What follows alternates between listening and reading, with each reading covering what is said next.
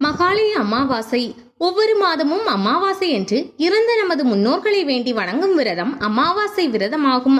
அமாவாசை விரதங்களில் ஆடி அமாவாசை, தை அமாவாசை, புரட்டாசி மாதம் வரக்கூடிய மகாலய அமாவாசை ஆகிய மூன்றும் விசேஷமானவை. மகாலய அமாவாசை என்று காலையில் எழுந்து குளித்துவிட்டு இறந்த முன்னோர்களுக்கு தர்ப்பணம் செய்ய வேண்டும். முறைப்படி தர்ப்பணம் செய்து வைக்கும் அந்தணர்கள் ஆற்றின் கரையோரங்களில், குளக்கரைகளில், கடற்கரையோரங்களில் இருப்பார்கள். அவர்கள் மூலம் தர்ப்பணம் செய்யலாம். அதன் பின்னர் முதியவர்களுக்கு பெரிய அளவில் இல்லாவிட்டாலும் சிலருக்காவது அன்னதானம் வழங்க வேண்டும். அமாவாசை என்று வீட்டில் பெண்கள் குளித்து காலை உணவு உண்ணாமல் இறந்த முன்னோர்களுக்கு பிடித்தமான உணவுகளையும் பதார்த்தங்களையும் செய்வார்கள். அன்றைய சமையலில் எல்லா விதமான காய்கறிகளும் இடம்பெற்றிருக்கும்.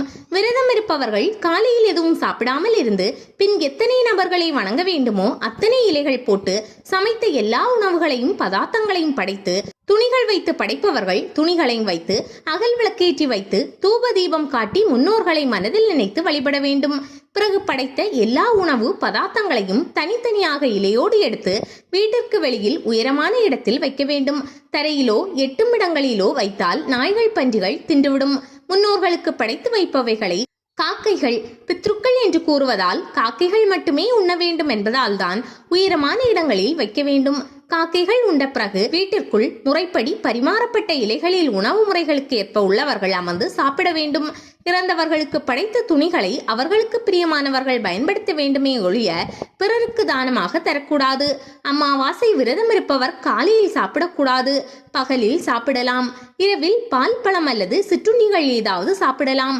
முறைப்படி அமாவாசை விரதம் இருந்து முன்னோர்களை வழிபடுபவர்களுக்கு அவர்களின் ஆசியும் அருளும் கிடைக்கும் என்பது ஐதீகம். மகாலய அமாவாசை பித்ருக்களை பட்னி போடலாமா? எள் தண்ணீர் கொடுங்கள். நாளை புதன்கிழமை மகாலய அமாவாசை தினம். இந்த அமாவாசை தினம் மற்ற மாதங்களில் வரும் அமாவாசைகளிலிருந்து முற்றிலும் மாறுபட்டது, சிறப்பு வாய்ந்தது, ஆற்றல்கள் மிகுந்தது. நம்மில் பெரும்பாலானவர்கள் ஆடி அமாவாசையையும் தை அமாவாசையும் மட்டும்தான் சிறப்பான அமாவாசை நாட்களாக நினைத்து கொண்டு இருக்கிறார்கள். ஆனால் ஆடி அமாவாசை தை அமாவாசையை விட பல மடங்கு உயர்வானது மகாலய அமாவாசை.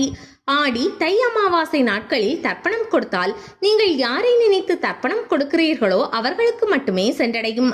ஆனால் மகாலய அமாவாசை தினத்தன்று நீங்கள் கொடுக்கும் திதி அல்லது தர்ப்பணம் மறைந்த முன்னோர்களான உங்கள் மூதாதையர்கள் அனைவருக்கும் போய் சேரும். மகாலயபட்சமான 14 நாட்கள் அல்லது மகாலய அமாவாசை நாளில் யார் ஒருவர் பித்ருக்களான நமது மறைந்த முன்னோர்களுக்கு எள் தண்ணீர் வழங்கும் தர்ப்பணத்தை கொடுக்கிறார்களோ அந்த எள்ளும் தண்ணீரும் அவரது முந்தைய 21 தலைமுறைகளில் உள்ள பித்ருக்களை சென்றடையும். இந்த ஒரு காரணத்தினால்தான் மற்ற மாதங்களில் வரும் அமாவாசையை விட புரட்டாசி மாத மகாலய அமாவாசை உயர்வானதாக, சக்தி வாய்ந்ததாக கருதப்படுகிறது. இந்த ஆண்டு மகாலயபட்சம் கடந்த 18ஆம் தேதி தொடங்கியது. இந்த 14 நாட்களும் ஒவ்வொருவரும் மறைந்த தங்கள் முன்னோர்களுக்கு எள் தண்ணீர் கொடுத்திருக்க வேண்டும். இந்த 14 நாட்களில் கொடுக்கும் எள் தண்ணீர் தர்ப்பணத்திற்கு ஒவ்வொரு நாள் வரும் திதிக்கு ஏற்ப பலன்கள் கிடைக்கும். மகாலயபட்சத்தின் 14 நாட்கள் சிறப்பை உணர்ந்தவர்கள் இந்த 14 நாட்களில் நிச்சயம் தவறவிட்டிருக்க மாட்டார்கள். ஆனால் குடும்ப சூழ்நிலை, வேலை சூழ்நிலை காரணமாக பெரும்பாலானவர்களுக்கு மகாலயபட்ச நாட்களில் தங்கள் மூதாதையர்களான பித்ருக்களுக்கு எள் தண்ணீர் தர்ப்பணம் கொடுக்க இயலாமல் போயிருக்கலாம். வெறுமனே தங்கள் மூதாதையர்களை இந்த நாட்களில் விட்டிருப்பார்கள். மகாலயபட்ச 14 நாட்களில் பித்ருக்களுக்கு எள் தண்ணீர் கொடுக்க முடியாதவர்கள் அதற்காக கவலைப்பட வேண்டாம், வருந்த வேண்டாம். இருக்கவே இருக்கிறது மகாலய அமாவாசை தினம்.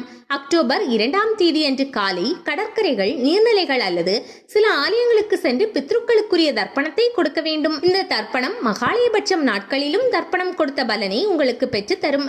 இது மறைந்த முன்னோர்களுக்கு நாம் செய்ய வேண்டிய மிகப்பெரிய கடமையாகும்.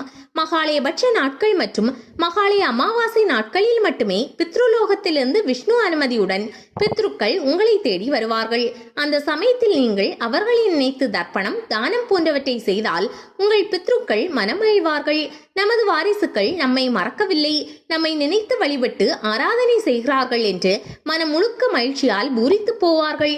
அந்த மகிழ்ச்சி காரணமாக நீங்கள் என்ன வரம் கேட்டாலும் அது உங்களுக்கு எளிதில் கிடைக்க உதவி செய்வார்கள். உங்கள் வாழ்க்கை அமைதியாகவும் ஆனந்தமாகவும் இருக்க வழிவகை செய்வார்கள். நீங்கள் கேட்காதவைகளை கூட பித்ருக்கள் தந்துவிட்டு செல்வார்கள். மகாலய அமாவாசை வழிபாடு தரும் மிகப்பெரிய பலன்கள் இது. எனவே நாளை மறக்காமல் உங்கள் பித்ருக்களுக்கு தர்ப்பணம் கொடுங்கள், அன்னதானம் செய்யுங்கள், ஆடை குடை தானம் செய்யலாம். ஒருவேளை நீங்கள் இந்த தர்ப்பணத்தை செய்யாவிட்டால் உங்கள் பித்ருக்கள் மிக மிக வேதனைப்படுவார்கள்.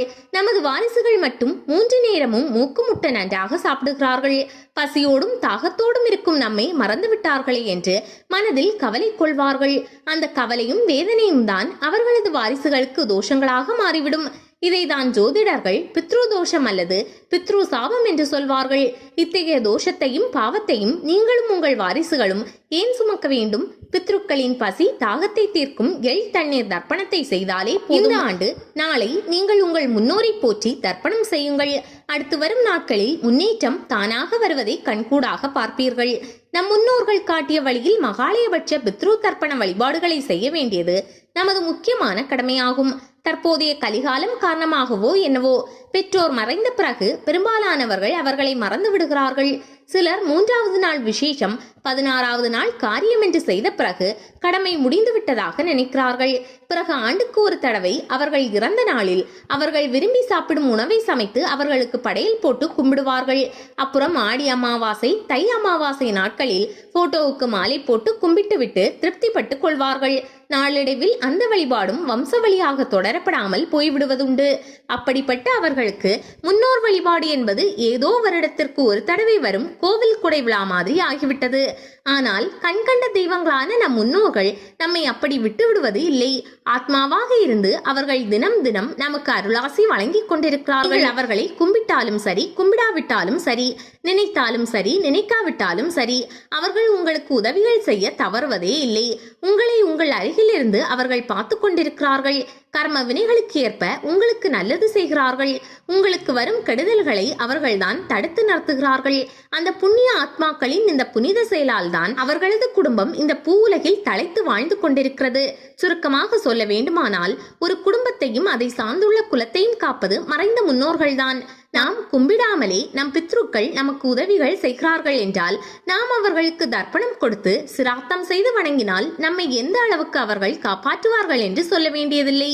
நமக்கு சாப்பாடு தர மாட்டார்களா, தாகம் தீர தண்ணீர் தர மாட்டார்களா, நல்ல உடை தரமாட்டார்களா என்று ஏக்கத்தோடு நம்மை பார்த்து கொண்டே இருப்பார்கள். நம்மை ஆசை ஆசையாக வளர்த்து நல்ல நிலைக்கு ஆளாக்கிவிட்ட மறைந்த அந்த முன்னோர்களை நாம் அப்படி தவிக்க விடலாமா? அவர்களை பார்க்க வைத்துவிட்டு நாம் மட்டும் வகை வகையாக சாப்பிடலாமா? அவர்களது பசியையும் தாகத்தையும் ஏக்கத்தையும் தணிக்க வேண்டியது நம் கடமை அல்லவா? மறைந்த அம்மாவும் அப்பாவும் நாம் ஏதாவது தரமாட்டோமா என்று காத்து கொண்டிருக்கும் போது அவர்களை அப்படியே விட்டுவிட்டால் அவர்கள் மனம் என்ன பாடுபடும்? அவர்கள் மீண்டும் நம் வீட்டிலிருந்து 15 நாள் மகாலய அமாவாசை தினம் முடிந்த பிறகு பித்ருலோகத்திற்கு புறப்பட்டு போகும்போது பசியும் பட்டினியுமாக செல்ல நேரிட்டால் அவர்கள் வேதனையின் உச்சத்தில் இருப்பார்கள். நம்ம மகன் மகள் நம்மை கவனிக்கவே இல்லையே என்று கோபத்தில் சாபம் கூட கொடுக்க வாய்ப்புள்ளது. இதுதான் பாவமாகவும் தோஷமாகவும் மாறிவிடும்.